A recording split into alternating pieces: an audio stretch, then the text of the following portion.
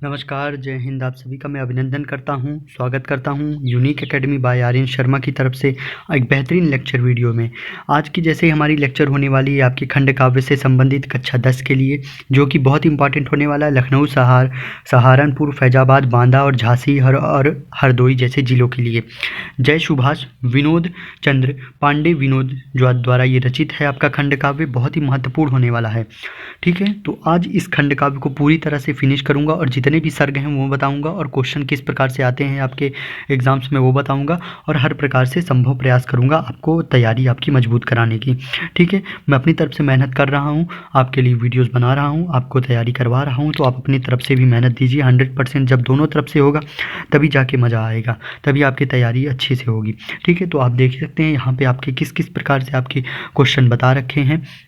ठीक है, आपको वीडियो स्टार्ट करने से पहले मैं आपको कुछ इन्फॉर्मेशन देना चाहूँगा। इसके पहले आपके जितने भी खंड काव्य हो चुके हैं, जो भी जितने भी ज़िले के आपके जो जवाहर ज्योति के हों, चाहे अग्र पूजा से संबंधित हो, चाहे जितने भी आपके मेवाड़ मुकुट से संबंधित हो आपके खंड काव्य, मैं आशा करता हूँ आपने ज़रूर देखे होंगे। जो भी अलग अलग ज़िले के बच्चे हैं जो भी वीडियो मेरा देख रहे हैं उनसे, ठीक है, और लोग को भी शेयर करते रहिए वीडियो, क्योंकि उनकी मदद करिए जो कि जिनके पास सुविधा नहीं हो पा रही, कोचिंग अफोर्डेबल नहीं हो पा रहा है और हिंदी के स्कूल में अच्छे से नहीं पढ़ाया जा रहा, उसके लिए उनको मदद करिए और अच्छे से बताइए कि ये यूट्यूब चैनल है, इस पे मतलब बेहतरीन तरीके से हिंदी हो, चाहे आपकी कोई भी सब्जेक्ट्स हो, कक्षा 10 की तैयारी बहुत बढ़िया होती है। ठीक है, बोर्ड्स एग्जाम्स की तैयारी करवाई जाती है। ठीक है, तो चैनल पे नए हैं तो सब्सक्राइब कर लीजिए, वीडियो अंत तक देखिएगा। अगर वीडियो अच्छी लगी आपको तो लाइक कर दीजिएगा, अपने दोस्तों के साथ भी वीडियो को ज़रूर शेयर कर दीजिएगा। तो चलिए एक नई वीडियो लेक्चर को स्टार्ट करते हैं। तो आपको मैं जो क्वेश्चन बता रहा था, जय सुभाष खंड काव्य का आपका देखिए कथा वस्तु पूछ सकता है, कई हर साल ये आपका रिपीट होने वाला क्वेश्चन है, मतलब ये कंफर्म क्वेश्चन है। फैजाबाद, सहारनपुर, आपके लखनऊ और बांदा, झांसी और हरदोई जैसे जिलों के लिए बहुत इंपॉर्टेंट है। ठीक है, क्वेश्चन आप भी देख पा रहे होंगे, बताने का कोई मतलब ज़रूरत नहीं है। आप भी जैसा कि स्क्रीन पे पूरी तरह से क्वेश्चन देख पा रहे होंगे, प्रथम सर्ग बताइए, पंचम सर्ग बताइए, सप्तम सर्ग बताइए, द्वितीय सर्ग बताइए, तृतीय सर्ग बताइए, इस प्रकार से है। तो चलिए मैं आपको प्रथम सर्ग से अवतरित कराता हूँ, प्रथम सर्ग किस प्रकार से है और क्या क्या कहने का प्रयास कर रहा है। और ये ध्यान दीजिएगा, ये जो रचना है मतलब ये खंड काव्य आपका विनोद चंद्र पांडे द्वारा रचित है, इसको बहुत अच्छे से याद रखिएगा। ठीक है, प्रथम सर्ग क्या है, जैसा कि ये जय सुभाष है, ये आपका खंड काव्य बेस्ड होगा सुभाष चंद्र बोस के जीवन परिचय पे। ठीक है, सुभाष चंद्र बोस का जन्म 23 जनवरी 1897 के पवित्र तिथि को कटक में हुआ था। इनके पिता श्री जानकी नाथ बोस वहाँ के एक प्रतिष्ठित नागरिक थे। उनकी माता प्रभावती अत्यंत सदाचारी और उदार हृदय की स्त्री थी।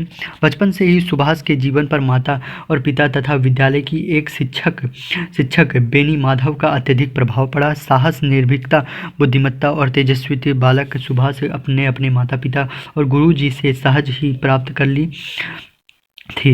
उन्हें कहीं भी दीन दुखी लोग मिल जाते तो उनकी सेवा करने में उन्हें बड़ा संतोष होता था। एक बार जाजपुर गांव में भयंकर बीमारी फैलने पर सुभाष वहां जाकर गांव वालों की सेवा सुपुष्प की तथा उनका कष्ट दूर करने के बाद वहां से वापस लौटे। ठीक है, मैट्रिक परीक्षा उन्होंने प्रथम श्रेणी में उत्तीर्ण की।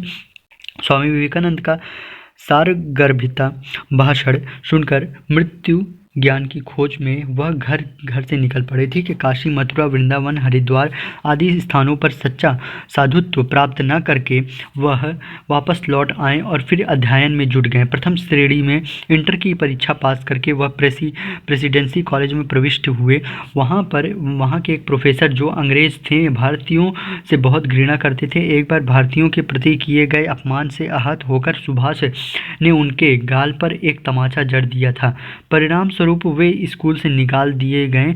एक अन्य विद्यालय में बीए करने के बाद वे इंग्लैंड गए और वहां कैम्ब्रिज विश्वविद्यालय से आईसीएस की परीक्षा उत्तीर्ण की, किंतु उन्होंने भारत आकर अंग्रेजों की अधीनता में आईसीएस का पद स्वीकार नहीं किया।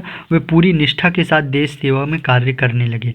ये चीज़ था आपका प्रथम सर्ग, जैसा कि आपका जय सुभाष विनोद चंद्र पांडे द्वारा रचित है, इसका प्रथम सर्ग ये रहा। ठीक है, द्वितीय सर्ग देखते हैं। द्वितीय सर्ग भी बहुत इंपॉर्टेंट है, 2018-13 डीएल सेट में, डीआई सेट में, 15 के बीई सेट में, बीडी सेट में, बीएफ सेट में आ चुका है। सुभाष चंद्र बोस ने पूरी तरह स्वयं को देश सेवा के लिए समर्पित कर दिया। सन 1921 में असहयोग आंदोलन के माध्यम से वे महात्मा गांधी के संपर्क में आए और कांग्रेस में सम्मिलित हो गए। उसी समय बंगाल में देशबंधु चित्तरंजन दास के नेतृत्व में, अब देखिए यहाँ पे, अब देखिए आगे, स्वतंत्रता संग्राम की ज्योति जलाई गई। परिणाम स्वरूप उन्हें अनेक बार जेल जाना पड़ा। वे कलकत्ता नगर पालिका महापालिका के अधिशासी अधिकारी भी रहे। निर्धारित वेतन में से आधा वेतन लेकर पूरी निष्ठा और सेवा भाव से उन्होंने अपना कार्य किया। जेल यात्राओं के दौरान अंग्रेजों ने उन्हें अलीपुर, बहरपुर और मंडले की जेलों में रखा, किंतु सुभाष के हृदय में स्वतंत्रता की जलती हुई चिंगारी बुझने के लिए बजाय अधिक वेग में जलने लगी थी। परिणाम स्वरूप सरकार को झुकना पड़ा और अस्वस्थ सुभाष को अंग्रेज ने जेल से रिहा कर दिया। ये था इस प्रकार से इस खंड काव्य का द्वितीय सर्ग। अब देखते हैं तृतीय सर्ग क्या है। आपका 2008 में, 9 में, 13 में, 16 में ये सेट आ चुके हैं। तृतीय सर्ग 1928। देखिए प्रथम सर्ग में उनके पढ़ाई की बात हुई, उनके जन्म की बात हुई, ठीक है, और वो कहाँ कहाँ पढ़ाई करे। द्वितीय सर्ग में उनके असहयोग आंदोलन की बात हुई, 1921 की बात हुई। तृतीय सर्ग में 1928 की बात अब चलेगी, ठीक है, ये ध्यान दीजिएगा। 1928 में कांग्रेस के 46वें अधिवेशन के अवसर पर स्वयंसेवक दल का नेतृत्व सुभाष चंद्र बोस संभाल रहे थे, ठीक है। उनकी संगठन शक्ति को देखकर सब पर जादू सा प्रभाव पड़ा। मंच से अध्यक्ष भाषण देते समय पंडित मोतीलाल नेहरू ने सुभाष की भूरी प्रशंसा की और उन्हें देश के नवयुवकों का आदर्श कहकर पुकारा। स्वतंत्रता सेनानी ने एक जुलूस का नेतृत्व करते हुए उन्हें पुलिस ने घायल कर दिया था तथा जेल में डाल दिया था। अलीपुर जेल में से रिहा होने के बाद उन्होंने भारतीय जनमानस में पुनः स्वतंत्रता की अलख जगाई। परिणाम स्वरूप उन्हें पुनः सिवनी जेल में डाल दिया गया था और अस्वस्थ होने पर उन्हें जेल से छोड़ दिया गया था। वे चिकित्सा हेतु यूरोप गए थे। वहाँ भी उन्होंने भारत के स्वतंत्रता आंदोलन का प्रसार किया। उन्होंने द स्ट्रगल नामक पुस्तक लिखी। ये चीज़ अपने नोट कर लीजिए, जीके से भी आपके लिए बहुत इंपॉर्टेंट है, क्योंकि आपके लिए, आप कोई भी चीज़ पढ़ते हो आप उसको इस प्रकार से पढ़ो कि वो आपके लिए हर चीज़ में बहुत इंपॉर्टेंट हो जाए। सुभाष चंद्र बोस जी का जीवन परिचय है, एक मोटिवेशन कहानी है आपके लिए। तो इन रचना से जो कि आपको कुछ सीखना चाहिए, आपके अंदर इनकी तरह की एक भावना उत्पन्न करनी चाहिए, किस प्रकार थे, ठीक है। भारत लौटने के बाद उन्हें फिर बंदी बना लिया गया। फिर अस्वस्थता के कारण उन्हें रिहा कर दिया गया। मतलब कई बार जेल गए, फिर उनको रिहा कर दिया जाता था।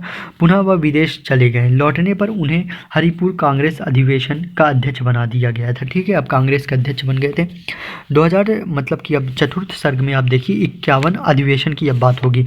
मतलब पहले में पढ़ाई की बात हुई, दूसरे में 1921 के आंदोलन की बात हुई, तीसरे में 1928 की बात हुई और चौथे में 91वें अधिवेशन की बात हुई। ताप्ती नदी के किनारे पर स्थित विट्ठल नगर में कांग्रेस का 51वां अधिवेशन हुआ। इस अधिवेशन में 51 बार बनाए गए और 51 राष्ट्रीय ध्वज फहराए गए तथा 51 बैलों के सजे हुए रथ में सुभाष चंद्र बोस बैठकर आए, ठीक है। सभा में सुभाष के ओजस्वी भाषण को सुनकर जनता में देश प्रेम और ज्वाला धड़क उठी। नवयुवकों में नई चेतना जागृत हो उठी। इसके बाद त्रिपुरा कांग्रेस अधिवेशन में अध्यक्ष पद के लिए चुनाव हुआ तथा जिसमें सुभाष चंद्र जीत गए तथा पटभीम सीतारमैया हार गए और गांधी जी पटभीम सीतारमैया को अध्यक्ष पद पर देखना चाहते थे, ठीक है। गांधी जी के द्वारा रोष प्रकट किए जाने पर सुभाष ने तुरंत पद त्याग कर दिया तथा फॉरवर्ड ब्लॉक नाम दल गठित किया, ठीक है। अपने ओजस्वी भाषणों से उन्होंने जनता को उत्साहित किया। कलकत्ता में ब्लैक होल नामक स्मारक जिसमें अनेक अंग्रेजों को जिंदा दफन कर दिया गया था उसको हटवाने के लिए नेताजी ने बहुत प्रयास किया, किंतु सरकार द्वारा उन्हें फिर जेल भेज दिया गया था। जेल से छूटने के बाद उन्हें अपने घर में ही नज़रबंद रखा गया। इस प्रकार सुभाष चंद्र बोस जी मातृभूमि में मुक्ति हेतु निरंतर अपने अंग्रेज सरकार की यातनाओं की सहन करते रहे। ये था आपका इस प्रकार से आपका चतुर्थ सर्ग। अगर आप थोड़ा सा ना देख पाए हो तो यहाँ पे आप देख लीजिए, स्क्रीनशॉट ले लीजिए। इस प्रकार से थोड़ा सॉरी उसकी वजह से लेट हो गया, ठीक है। देख लीजिए यहाँ पे किस किस प्रकार से चतुर्थ सर्ग जो मैंने आपको बताया उस प्रकार से है। पंचम सर्ग देखते हैं, छठ फिर सिक्स वाला देखते हैं, फिर सप्तम देखते हैं। देखिए पंचम सर्ग देखिए, नज़रबंदी के बाद सुभाष के घर पर शासन का कड़ा पहरा पहरा रहने लगा। वह देश के लिए विशेष रूप से चिंतित हो रहने लगे, अतः उन्होंने वहाँ से भागने की योजना बनाई और वहाँ जाड़ों की आधी रात में वह मुल्ला का वेश बनाकर, मतलब मुल्ला एक मुसलमान का वेश बनाकर काबुल जाकर उत्तम चंद्र से मित्रता हुई, ठीक है, जिसने उन्हें बाहर निकालने में सहायता की। उत्तम चंद्र जी ने इनकी बहुत मदद की। आपको ये कहानी एक मोटिवेशन के तौर पे आपको पढ़नी चाहिए, क्योंकि अगर आप इसे एक तरह से अगर इसे सिलेबस कंप्लीट करने के तौर पे पढ़ोगे तो आपका कुछ नहीं होने वाला। आप इसको पढ़ो कि आप अपने जीवन के अंदर बदलाव ला सको, ठीक है। आप देखिए मतलब उनको बाहर निकालने में सहायता की। इसके बाद उन्होंने जापान जाकर आज़ाद हिंद फौज का नेतृत्व किया, जिसमें अनेक भारतीय युवकों ने भाग लिया। फिर वह सिंगापुर गए, जहाँ बिहारी बोस ने उनका बहुत सम्मान किया। यहाँ पर सुभाष ने नेहरू, गांधी, आज़ाद और बोस नामक 4 ब्रिगेड बनाए जिसमें सभी जातियों के सेनानी परस्पर प्रेम पूर्वक कार्य करते थे, ठीक है। वे सभी सैनिक ब्रिटिश राज्य को पराजित करने के लिए अति उत्साहित थे, ठीक है। इस प्रकार से ये पंचम सर्ग था। सिक्स्थ मतलब श्रेष्ठ सर्ग देखिए, सिंगापुर में सैनिकों को संबोधित करते हुए सुभाष ने भारतीयों को आह्वान किया और नारा दिया, तुम मुझे खून दो, मैं तुम्हें आज़ादी दूँ। ये सुभाष चंद्र बोस जी का नारा है, ठीक है। सुभाष द्वारा प्रेरित किए जाने पर उनकी सेना अंग्रेजों की सेना से भिड़ी और उन्हें पराजित करने लगी। भारत माता की जय, नेताजी की जय का उद्घोष करते हुए आज़ाद हिंद फौज निरंतर आगे बढ़ती जा रही थी। 18 मार्च 1944 को यह सेना अंग्रेजों को पराजित करती हुई कोहिमा पहुंची, ठीक है। आज़ाद हिंद फौज ने मोराई टिड्डम पर अधिकार कर लिया था। अराकन पर भी तिरंगा झंडा फहरा दिया गया था, ठीक है। इस प्रकार से विजय प्राप्त करते हुए उन्होंने 1945 में नव वर्ष का पूर्ण उत्साह से मनाया था। इस प्रकार से ये छठा सर्ग था। सप्तम सर्ग देखिए, बर्मा पर पुनः दुश्मनों ने अधिकार कर लिया था। आज़ाद हिंद फौज को भी पराजय का मुख देखना पड़ा, ठीक है। आप देखिए अगस्त 1945 में क्या हुआ, उस प्रकार से आपको चीज़ें और बेहतरीन तरीके से समझ में आएगी। आपको मैं दूसरे पेज पे ले चलता हूँ। देखिए अमेरिका ने हिरोशिमा तथा नागासाकी पर परमाणु बम गिराए, जिसके कारण बहुत से नर नारी मृत्यु को प्राप्त हुए तथा कुछ विकलांग हो गए। जापान ने जनहित को देखते हुए हथियार डाले। आज़ाद हिंद फौज के सैनिक व्याकुल होने लगे। यह देखकर सुभाष भी परेशान हो गए। जनहित में उन्होंने भी आत्मसमर्पण का निश्चय कर लिया था और तथा सैनिकों को पुनः उचित समय पर लड़ाई प्रारंभ करने का आश्वासन दिया, ठीक है। सुभाष ने सैनिकों से विदा ली तथा जहाज द्वारा टोक्यो के लिए प्रस्थान किया। उन्हें जापान के प्रधानमंत्री हिरोहितो से भी मिलना था। रास्ते में दुर्भाग्यवश 18 अगस्त को उनका जहाज ताइहोक में दुर्घटनाग्रस्त हो गया। जापानी रेडियो द्वारा यह दुखद समाचार प्रसारित किया गया कि नेताजी सुभाष चंद्र बोस जी अब नहीं रहे। अचानक प्रसारित इस समाचार पर भारतीय सदबद्ध रह गए। यद्यपि आज हमारे बीच नेताजी नहीं है, किंतु उनकी अमर वाणी भारतवासियों को अनंत काल तक प्रेरणा प्रदान करती रहेगी। भारतवासी युगों तक उनके शौर्य, पराक्रम और देशभक्ति के गीत गाते रहेंगे। इस प्रकार से ये था इनका पूरा, जैसे कि सर्ग दे रखा है आपका, मतलब कि सर्ग जो कि आपका था जय सुभाष, आपका था विनोद चंद्र पांडे द्वारा रचित था, जो कि आपके बहुत इंपॉर्टेंट ज़िले हैं। लखनऊ, सहारनपुर, आपके फैजाबाद हो गया, बांदा, झांसी और हरदोई जैसे ज़िलों के लिए महत्वपूर्ण है, ठीक है। अब देखिए मैं आपको कुछ प्रश्न बताता हूँ किस प्रकार से प्रश्न आते हैं। इस प्रकार से नेताजी सुभाष चंद्र बोस जी का आपका पूरा जीवन का मतलब गुणों का वर्णन करना रहेगा। इस प्रकार से प्रश्न आ जाएगा। और जिस आपको प्रश्न दिख रहे होंगे आप देख भी सकते हैं, चरित्र चित्रण करना है तो नेताजी सुभाष चंद्र बोस जी का चरित्र चित्रण अच्छे से याद कर लीजिएगा। मैं आपको कुछ पॉइंट बता दे रहा हूँ, उस पर आप स्क्रीनशॉट ले लीजिएगा। मैंने आपको पूरा सर्ग बता दिया। सर्ग के आधार पे आप इनका चरित्र चित्रण करने में आपको आसानी होगी, ठीक है। प्रखर प्रतिभा संपन्न थे, सुंदर व्यक्तित्व वाले थे, समाज सेवी थे, स्वदेश प्रेमी थे, ये सब आप बता सकते हैं। इन पे और चीज़ें लिखना हो तो आप स्क्रीनशॉट इसका ले सकते हैं। और ये पूरा टॉपिक आपके लिए बहुत महत्वपूर्ण होने वाला है। ठीक है, स्वतंत्रता के पुजारी थे, धैर्यवान एवं सहनशील थे, ओजस्वी वक्ता थे। ठीक है, इस प्रकार से इसका स्क्रीनशॉट ले लीजिए आप। और देखिए इसमें जो थर्ड क्वेश्चन क्या है, थर्ड क्वेश्चन और ये लास्ट क्वेश्चन है, क्योंकि इस पार्ट में इस जो खंड काव्य में आपके 2 क्वेश्चन ही बहुत महत्वपूर्ण हैं। मतलब जय सुभाष खंड काव्य का प्रतिपाद्य विषय और उद्देश्य बताइए। विषय तो आपको पता ही है, भारत की आज़ादी लाना, ये सब चीज़ें हैं। मतलब और इसका उद्देश्य क्या था, इस पे भी आपको बताना है। मतलब इसका विषय यही था कि नेताजी सुभाष चंद्र बोस जी द्वारा क्या क्या महत्वपूर्ण कार्य किए गए और उद्देश्य इसका भारत में आज़ादी की ज्वाला जलाना। ठीक है, इस प्रकार से इसका आप बता सकते हैं। मैं आपको इसका थोड़ा आंसर आपको बताने का प्रयास करता हूँ। जय सुभाष खंड काव्य के रचनाकार एवं कवि डॉक्टर विनोद पांडे ने नेताजी सुभाष चंद्र बोस के चरित्र को अपना प्रतिपाद्य विषय बनाया है। नेताजी का जीवन चरित्र अद्भुत शौर्य, वीरता, स्वाभिमान, त्याग, देश प्रेम तथा स्वतंत्रता के आदि रहा है।